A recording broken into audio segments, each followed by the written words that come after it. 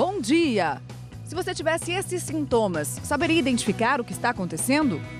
Uma das sensações mais impressionantes para mim foi ver tudo que estava acontecendo à minha volta e não conseguir me comunicar. Aneurisma. Para diminuir o risco de morte e de sequelas, o socorro precisa ser imediato. Os médicos tiveram que abrir o crânio da Cristiane para estancar a hemorragia interna.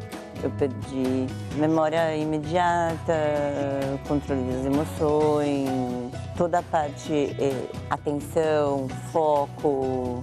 No Bem-Estar de hoje, você vai conhecer o fim dessa história. E mais.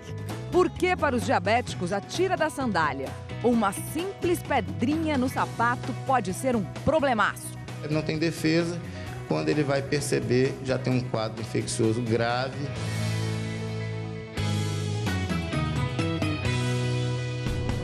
Você tem dúvidas? Manda pra cá, 40022884 ou escreve pra gente usando a hashtag Você no Bem-Estar. 2 médicos vão responder as suas perguntas, o neurocirurgião Dr. Michel Fruditi e o cirurgião vascular Dr. Sérgio Belzac. Antes, a gente vai conhecer a história da Cristiane, que sofreu um aneurisma cerebral. É grave e precisa de socorro imediato. Vamos ver. A vida da Cristiane sempre foi dedicada ao trabalho. Nos últimos anos, depois de criar a própria marca de roupas, os dias passavam ainda mais rápido entre criações e balanços financeiros. Até que uma dor a fez parar completamente. Senti meu pescoço fica meio duro, sabe? Quando eu senti que o meu corpo estava ficando duro, porque eu não conseguia mexer a cabeça, eu levantei, a primeira reação foi levantar para ver se eu conseguia me movimentar, e aí eu já caí. A dor que a levou ao chão foi provocada pelo rompimento de um aneurisma cerebral que a Cristiane não sabia que tinha. Uma das sensações mais impressionantes para mim foi, além da dor insuportável, ver tudo que estava acontecendo à minha volta e não conseguir me comunicar. A única coisa que eu pensava é que eu não podia dormir. O socorro imediato foi fundamental para manter a Cristiane viva. A gravidade foi tanta que os médicos tomaram uma decisão delicada: abrir o crânio da Cristiane para controlar o sangramento. Fizeram todo, sugaram tudo, eles perceberam que já tinha um hematoma bem forte no lobo frontal direito. Eles tiraram um quarto do lobo frontal direito. Eu perdi memória imediata, controle das emoções, toda a parte, atenção, foco, toda a parte cognitiva ficou bem afetada. No começo, ela também não conseguia ter o controle do corpo. Por isso, além de acompanhamento cardíaco, neurológico e psicológico, a Cristiane precisou de muita fisioterapia e de remédios para equilibrar as emoções e controlar a hipertensão, que pode ser uma das causas de rompimento do aneurisma. E foi mais ou menos um período de 2 anos até eu rever, me recolocar na minha própria vida, sabe? Porque às vezes eu até nem me sinto que estou 100% onde eu estava. No último mês, depois de alguns exames de rotina, a Cristiane descobriu outro aneurisma. Dessa vez, há tempo de impedir um novo sangramento. Ela precisou fazer uma angioplastia. O procedimento, bem menos invasivo, usa um catéter que entra pela artéria femoral, através da virilha, e instala micromolas de platina na artéria comprometida, impedindo assim o fluxo de sangue que alimenta o aneurisma. A região que foi feita, a recuperação, em uma semana praticamente eu já estava 100%. Que bom. E eu estou 1000%. E essa vida é tão boa, tão maravilhosa, que a gente não pode deixar ela passar assim. Impressionante a história da Cristiane, né? Obrigada, viu, Cristiane, pelo seu depoimento. Ficamos emocionados aqui. Vamos entender um pouquinho, doutor Michel, como é que se forma um aneurisma, né? Quem são as pessoas que têm mais predisposição? A gente vai falar daqui a pouco, mas antes de tudo, vamos entender a anatomia da história, né? Temos aqui um vaso O sangue está percorrendo ele. E onde que está o aneurisma aqui que a gente está vendo? Então, os aneurismas mais comuns são os aneurismas saculares, né? Eles normalmente se formam nas bifurcações arteriais, que são zonas de maior impacto do sangue, maior pressão nessa região. Ou seja, como se fosse uma estrada, tem uma bifurcação. Exatamente. E aí, naquele momento em que o sangue se divide, é na É bifurcação. um processo lento que se forma lentamente, ele vai crescendo até se for constituir completamente. E por que aqui ele está acontecendo? É isso que a gente está vendo aqui? aqui? Nós temos um aneurisma sacular, né, uma representação, como se fosse uma bifurcação, uma origem de um outro vaso. Aqui temos um outro. E são sempre nas bifurcações. Mas é por uma fragilidade desse vaso? É uma fragilidade constitucional do vaso e alguns fatores de risco que aumentam o estresse nessa parede. Né? Por exemplo, a hipertensão, o tabagismo e algumas síndromes genéticas também que destroem a parede do vaso. Tem uma dúvida do nosso auditório virtual. Quer falar com a gente? Quem? Deixa eu ver. Vamos ver a pergunta de quem é. Da Caroline. Dor de cabeça recorrente e esquecimento são sinais de aneurisma? Qual exame pode diagnosticar? Bom, primeiro perguntar então se dá algum sinal. Ela está falando de dor de cabeça e de esquecimento. A pessoa pode ter isso e não sentir nada, por exemplo? Olha, o aneurisma é uma doença silenciosa. Dor de cabeça recorrente não é um sintoma de aneurisma, não se deve alardear a população com isso. É uma doença que sim, já se mostra com a hemorragia. Raramente ele dá sinais antes de romper. A dor de cabeça raramente é associada ao aneurisma. E ela perguntou do exame? Para se diagnosticar aneurisma, exames não invasivos, existe a angiotomografia e existe a angiorressonância, né? E como exame invasivo, que é só em casos muito específicos que deve se indicar, a angiografia por cateterismo femoral. O senhor falou que depois dá sintomas na hora da hemorragia. Vamos mostrar aqui a hemorragia para as pessoas entenderem que a hemorragia não precisa ser de um volume muito grande de sangue, né? Não. A gente viu aquela bolinha ali que o senhor chamou de sacular, é pequenininho. É pequeno. Ali dentro tem o quê? Mais ou menos uns 5 ml de sangue? Dentro do aneurisma, muito menos, muito menos. O aneurisma, normalmente, eles têm menos de 10 milímetros. Então, o volume que cabe no aneurisma é muito pequeno. O extravasamento do sangue do aneurisma para o cérebro é tolerado em pequena monta, né? Hemorragias maiores que 50 ml, como provavelmente a Cristiane teve, necessitam de drenagem, de remoção cirúrgica, senão não há espaço. O paciente entra num regime de hipertensão intracraniana, é uma emergência com risco de vida. Entendi, porque isso aqui está ocupando um volume, esse cérebro. Tem uma caixa fechando ele aqui, começa a fazer uma pressão dentro dessa caixa. Isso, a caixa craniana ela é fechada, nós temos ali o conteúdo de cérebro, líquor, né, que é o líquido cefalorraquidiano, e os vasos, o volume sanguíneo. Qualquer aumento de um dos 3 compartimentos vai gerar uma hipertensão dentro do crânio. E onde mais o aneurisma pode acontecer, doutor Sérgio, além de dentro do nosso cérebro? Vamos dar uma olhadinha aqui. Tem outras regiões do corpo, não é só na cabeça, né? Isso mesmo, o aneurisma mais comum é na aorta, mas ele pode ser no rim, pode ser no baço, pode ser atrás do joelho. E cada lugar tem a sua particularidade e o seu risco. Esses 3 lugares também sem sintomas, a pessoa... Geralmente a pessoa não tem nenhum sintoma. A gente fala que a aneurisma é uma doença silenciosa e fatal. E na aorta? A aorta, a maior artéria do nosso corpo. Exatamente. É o mais comum depois do aneurisma cerebral é na aorta. Aqui um exemplo de um aneurisma na aorta abdominal e ainda na animação ele está rompido. Pode ver que tem extravasamento de sangue. Então a gente fala que é igual uma bexiga. No comecinho você está tranquilo. Quando ela começa a crescer, começa a ter um risco de se explodir. E o aneurisma é assim. Se ele explode, quando ele está muito grande, sangra e geralmente o paciente não sobrevive. E na aorta dá algum sintoma? Como regra geral, é assintomático. A pessoa normalmente não sente. E por isso que tem que ir atrás. E a dor de cabeça súbita? A gente até tem uma representação, vou pedir para o doutor Sérgio vir um pouquinho mais para cá, por favor, para a gente poder mostrar, dessa facada ali na cabeça, numa dor de cabeça muito súbita. Essa dor de cabeça súbita, assim, que surge do nada, ela pode ser um sinal? Ela é o sinal do rompimento, né? Eu acho que se a gente tiver que dar uma mensagem sobre o aneurisma cerebral aqui nesse programa, é dizer que o importante é o reconhecimento da hemorragia. Qualquer dor de cabeça que ocorra subitamente, a pessoa está bem, pode estar fazendo um esforço ou não, pode estar em repouso, e que tenha uma dor abrupta, muito forte, como uma paulada na cabeça, como algo que rompeu, uma facada, uma explosão na cabeça, isso é um sinal de um sangramento, isso deve ter atenção imediata num hospital para ser tratado. Quer dizer, corre para o hospital, mas a pessoa provavelmente não vai conseguir ir sozinha, tem que chamar socorro. Precisa de ajuda. Em geral, a pessoa precisa de ajuda. A gente lembra, então, sempre aqui os 2 números de socorro Brasil afora, 192 e 193. Sempre importante saber desses números na hora dessa emergência, porque às vezes, nessa hora, a gente esquece. Pergunta do nosso auditório virtual, vamos dar uma olhada aqui da Débora. Quem sofre de enxaqueca crônica tem mais chances de ter um aneurisma? Tem a ver? Não tem a ver. Não tem a ver. Enxaqueca é uma doença, aneurisma cerebral é uma doença que não tem sintomas antes da ruptura. Muito raro.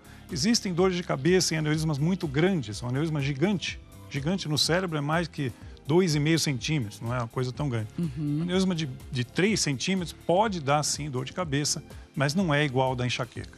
Vamos ver alguns outros sintomas aqui que podem acontecer.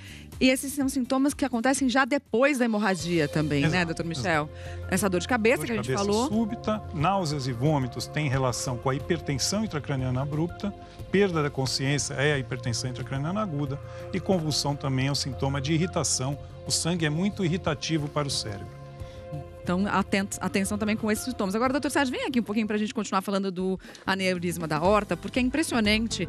Essa daqui seria uma aorta de tamanho real, né? E essa daqui, uma com aneurisma. É impressionante que pode ficar desse tamanho dentro do nosso abdômen e a gente pode não sentir nada. Exatamente. Então, uma aorta, como regra geral, ela tem até em torno de 2 centímetros. Aqui é uma aorta abdominal. De diâmetro. De diâmetro. Aham. De diâmetro, isso. Aqui, uma aorta com 6 centímetros de diâmetro. Já está bem grande, isso é um aneurisma com indicação de cirurgia. Tamanho de uma laranja. Exatamente. Às vezes, o paciente, se ele for mais atento, ele sente que o abdômen dele pulsa mais do que o normal. Ele sente mesmo uma massa abdominal pulsátil, que a gente fala. Mas, como regra geral, a pessoa não sente nada. Então, esse daqui é o normal. Isso. E aí ele pode chegar a ficar desse tamanho aqui, que é essa dilatação do vaso, que fica com 3 vezes o tamanho do diâmetro. Perfeito, às vezes até mais. Como realmente a doença é assintomática, o paciente não sente nada, ele pode ir crescendo, crescendo, crescendo, como se fosse uma bomba relógio. E aqui a gente controlou essa bomba relógio, foi isso? Exatamente, aqui é um exemplo. Desativou A bomba relógio. É. Exatamente. Aqui é um aneurisma tratado, ou seja, a gente colocou por dentro essa endoprótese que a gente fala. O sangue ele passa agora por dentro da endoprótese, levando o sangue para os tecidos. Lembrando que a aorta leva sangue para as pernas, para os rins, para os diversos tecidos. E aí exclui o aneurisma. O sangue não passa mais pela aorta. Então, dessa maneira, a chance de romper é praticamente zero. Vamos entender então como é que a gente coloca essa endoprótese dentro do aneurisma que está na aorta. Perfeito, vou precisar da sua ajuda. Claro, então, esse é o nosso auxiliar hoje. Obrigado, exatamente, é assim mesmo. Então esse aqui é um modelo como se fosse uma aorta de um paciente, né? A aorta sai do coração, passa pelo tórax, vem e se divide para ir para a perna. Nesse nosso modelo tem 2 aneurismas, um na aorta torácica e um na aorta abdominal. Agora nós vamos simular o tratamento de aneurisma de aorta torácica. Então nós vamos soltar essa endoprótese, que por um furinho na virilha a gente subiu esse tubinho da endoprótese e nós vamos soltar. Eu vou pedir para segurar aqui e aqui desse jeito. Tá bom. E é importante que o pessoal agora filme ali o aneurisma que eu vou soltar a endoprótese. Espera só um pouquinho então, a gente vai mostrar a coisa acontecendo aqui, né? Isso, exatamente. Tá bom. Vamos dar uma fechadinha aí, maravilha. Perfeito, posso? Tá bom, vamos lá. Vamos lá. Vamos ver.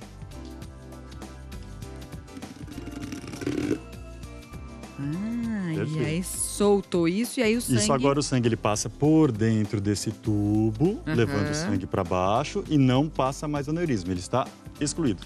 Portanto, a chance desse aneurisma estourar agora acabou? É quase zero.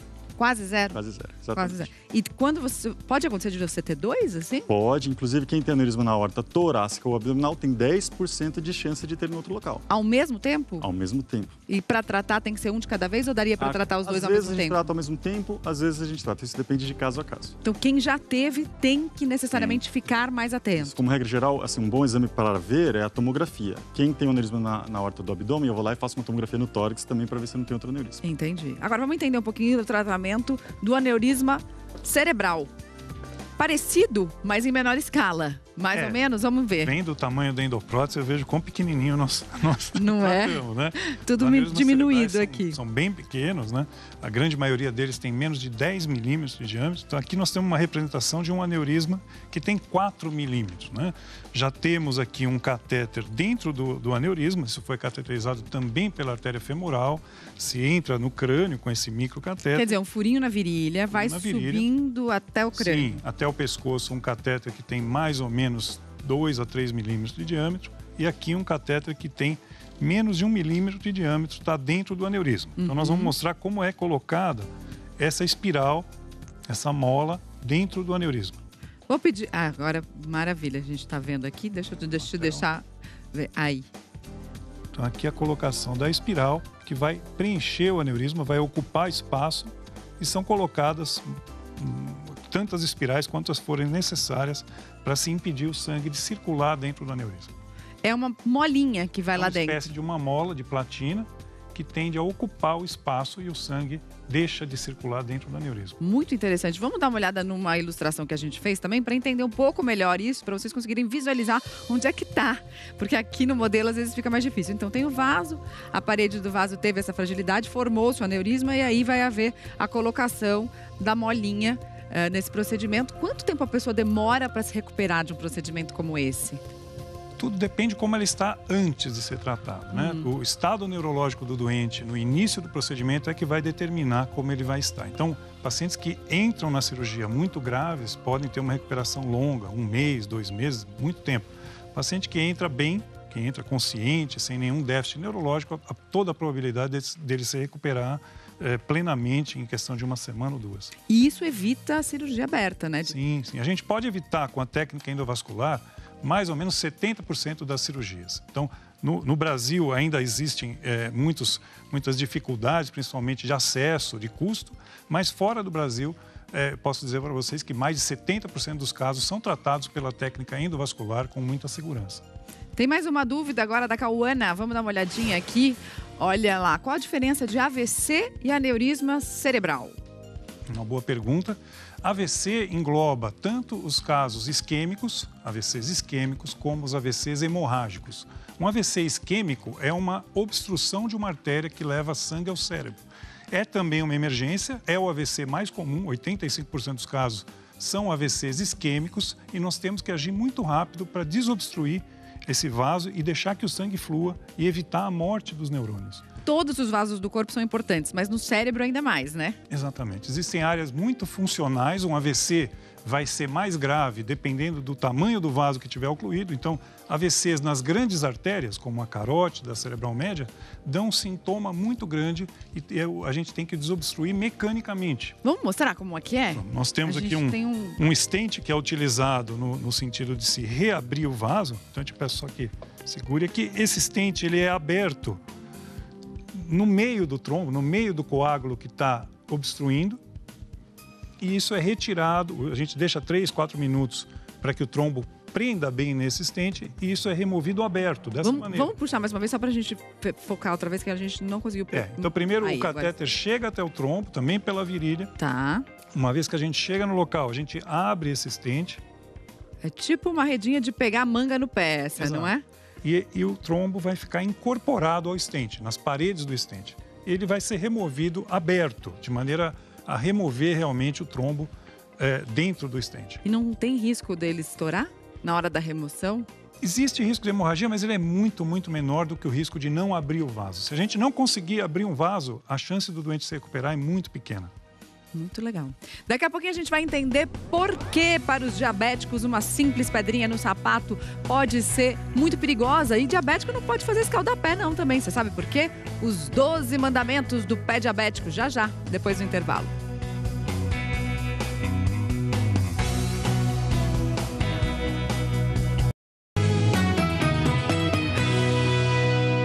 Bem-vindo de volta ao Bem-Estar. Vamos falar agora sobre quem tem diabetes, porque essas pessoas precisam redobrar os cuidados com os pés. Quem vai explicar pra gente é a Tati Braga, de Vila Velha, no Espírito Santo. São 12 mandamentos do pé diabético, ou seja, 12 medidas simples, mas que podem evitar quase a metade das amputações que acontecem mundo afora. Doutor Eliude, por que essas medidas são tão importantes? Uma das principais complicações que ocorre no paciente diabético é o desenvolvimento da chamada neuropatia diabética. Isso acarreta uma perda de sensibilidade. Entre os 12 mandamentos, o médico destaca os principais. Confira aí. Número 1, não fazer com pressa nos pés, nem quente, nem fria. Porque a neuropatia impede com que esse paciente observe uma maior ou menor temperatura naquele local. Com isso, acarreta uma queimadura na região. Essa queimadura pode infeccionar, acarretando uma infecção grave que por vezes pode levar a algum grau de mutilação. Mandamento 2, usar meias sem costuras ou com as costuras para fora. Aquela fricção da costura pode, ao longo do dia, ir machucando aquela região, se transforma numa porta de entrada. Bactéria achou uma porta de entrada, ela vai se localizar naquela região por uma simples costura da meia em contato com a pele. Até o chinelo pode ser perigoso. Terceiro mandamento, não usar sandálias com tiras entre os dedos. O paciente ele já tem uma pele ressecada, isso facilita a rachadura entre os dedos e o contato daquela tira leva a pequenos ferimentos que acarreta então a entrada de bactérias naquela região. O ideal são os chinelos sem tiras, como esse. E atenção também aos sapatos, viu? É o quarto mandamento, olhar no interior deles antes de calçar. Pelo fato do paciente não sentir dor, vamos dar um exemplo, uma pedrinha dentro desse sapato. Fica o dia inteiro com esse sapato, aquele objeto, pode ser, por vezes até uma taxinha, um prego que o tenha perfurado, ele não ter percebido que estava machucando por cima da palmilha. Quando ele vai perceber, já tem um quadro infeccioso grave por uma simples pedrinha dentro do calçado. Quem tem diabetes tem que ficar de olho nos pés. É preciso estar vigilante o tempo todo e fazer o autoexame. Observar se tem micose, observar se tem rachadura, se o pé está bem hidratadinho. São medidas cruciais que fazem com que a gente consiga evitar esse tipo de dano num paciente diabético. Cuidados simples que podem fazer uma diferença gigantesca. Agora, quem tem diabetes tem mais chances de ter aneurisma? Não, curiosamente não. Os estudos mostram que o diabetes ele não é um fator de risco para o desenvolvimento de aneurisma, mas é um fator de risco importante para a obstrução de artérias. Ou seja, pode causar infarto. Infarto, por exemplo. Exatamente. Tem mais dúvida do nosso auditório virtual, agora do Maílson. Aneurisma hereditário? Pode ser. Diria que a maioria não, mas em casos que existem 2 consanguíneos de primeiro grau, aí sim deve-se investigar toda a família, porque a chance de que seja hereditária é muito grande. E esses hereditários têm uma história natural com mais propensão à hemorragia do que aqueles que ocorrem de maneira aleatória na população. Vamos explicar o que são 2 consanguíneos? Seria assim, mãe e filha ou 2 irmãos, né? Primeiro grau, tem que ser de primeiro grau. Uhum. Uma tia materna e a filha, né? Então tem que ser de primeiro grau. E aí tem que investigar todo mundo. Aí sim deve-se investigar todos os irmãos, tios de primeiro grau, né? E aí, se tiver fator de risco, piorou, né? A gente já falou um pouquinho de pressão alta, já falou de cigarro. Tem algum outro fator de risco? Sedentarismo é um fator de risco também ou não? Aneurisma não. Eu diria assim, o controle da pressão arterial é super importante. Não fumar, né? Quem sabe que tem um aneurisma que não foi tratado porque ele é muito pequeno, porque está em acompanhamento, é cuidar da pressão, é não fumar, é não usar drogas. E quanto ao álcool, usar álcool em doses moderadas, né? O álcool, para ter alguma relação com a doença cerebrovascular, tem que ser em doses muito altas. E qual é o exame, doutor Sérgio, para a gente diagnosticar o aneurisma da aorta? Veja, se a gente falou que a pessoa não sente que tem aneurisma, o problema é quando ele rompe. Então, metade das pessoas que o aneurisma rompe em casa não chegam no hospital. Metade das que chegam no hospital não chegam a operar porque não dá tempo. E metade das pessoas que operam não voltam para casa. Ou seja, 12,5% de sobrevida, mais ou menos, no aneurisma roto. 12,5% de sobrevida significa que o restante morre. Por isso que o ideal é você tratar o aneurisma sem ele se romper. Então, a gente precisa diagnosticar esses pacientes. Como? Todo mundo que tem mais de 60 anos precisa fazer um ultrassom de abdômen, no mínimo, para tentar ver se não tem aneurisma. Se tem histórico na família, aí é melhor fazer mais precocemente. Por mais ou menos 50 anos já faz um ultrassom. Porque a maioria dos pacientes que nos procuram com aneurisma é porque ele fez um ultrassom por um outro motivo e achou aneurisma. E daí ele nos procura. Por acaso, é um achado ao acaso. Mas, exatamente, na verdade, não deveria ser para dar tempo de fazer a cirurgia. Exatamente. Muito bem, daqui a pouquinho a gente vai ver uma pesquisa inédita que mostra que macacos que pegaram o vírus da Zika podem levá-lo para as florestas. A gente vai entender por que isso é perigoso e por que isso pode mudar a busca pela vacina. A gente volta já já.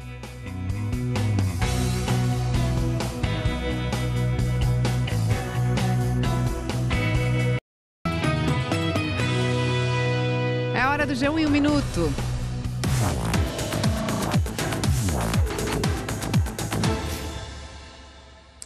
Olá, pessoal. Saiu hoje de manhã a taxa de desemprego no Brasil no trimestre que acabou agora em setembro. O índice recuou e ficou em 11,9%, a menor taxa de desemprego no Brasil em 2018. Mesmo assim, o desemprego afeta 12,5 milhões de brasileiros. E no G1, falando de eleições, a gente tem uma reportagem que mostra os principais caminhos que o presidente eleito Jair Bolsonaro precisa percorrer, o que precisa ser feito para conseguir cumprir as promessas de campanha. Nós listamos 17 promessas, entre elas flexibilização do porte e posse de arma, mudanças no imposto de renda, também unificação de impostos. Todos os detalhes estão lá no G1. Para terminar, o Brasil ele perdeu 12 posições em um ranking de proficiência em inglês e está no grupo de baixo domínio da língua, no total de 88 países. Nós estamos na posição 53 atrás de países como Geórgia e Chile. O resultado é muito por conta da má qualidade da educação e alta desigualdade econômica. Mária. Obrigada, Cauê, pelas informações. Até mais. Tchau, tchau. Boa semana para você. Até. Olha só, gente, vamos entender por que pode ser perigoso uma descoberta que foi feita num estudo que mostrou que o vírus da Zika está indo das cidades para as matas. Vamos ver. O virologista brasileiro Maurício Nogueira liderou a pesquisa publicada hoje na revista científica Scientific Reports do grupo Nature. Eles descobriram que o vírus da Zika, até agora só encontrado em humanos, contaminou saguis. Os macacos analisados foram mortos covardemente pela população durante a epidemia de febre amarela. E a pergunta era, por que está tão fácil pegar um sagui? Não é fácil pegar um sagui. A única forma do sagui ser facilmente capturado é ele estar doente. Então nós olhamos esses macacos e percebemos que eles tinham Zika. A transmissão se dá pelo mosquito. Ele pica uma pessoa doente e depois pica o macaco, transmitindo a doença. Já foram confirmados casos de animais com Zika em São Paulo, no Rio Grande do Sul e em Minas Gerais, mas também há relatos no Ceará. Os macacos doentes podem se deslocar para dentro da floresta e levar o vírus Zika com eles. E lá estão mais mosquitos que podem continuar o ciclo de transmissão para outros animais. Se eu tenho um vírus que só circula humano-mosquito, humano, ou seja, nós e mosquito, depois de um certo tempo ele vai desaparecer. Porém, se o vírus está na mata, ali do lado, ele está sempre tentando entrar. Essa situação já acontece, por exemplo, com a febre amarela. O vírus da doença nunca será eliminado porque ele tem como reservatório animais que vivem nas matas. A diferença é que para a febre amarela, há vacina. Para a Zika, não. Isso vai reforçar o quê? A necessidade da vacina. Só que agora chegou um momento que é realmente caro, que é fazer a validação dessas vacinas na população. Então, os laboratórios farmacêuticos e as próprias agências do governo meio que botaram o pé no freio.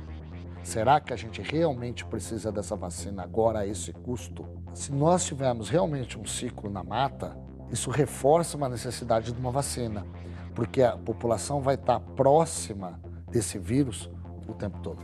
Os pesquisadores alertam: os macacos devem ser protegidos porque eles mantêm o equilíbrio do meio ambiente. Quem transmite essa doença são os mosquitos.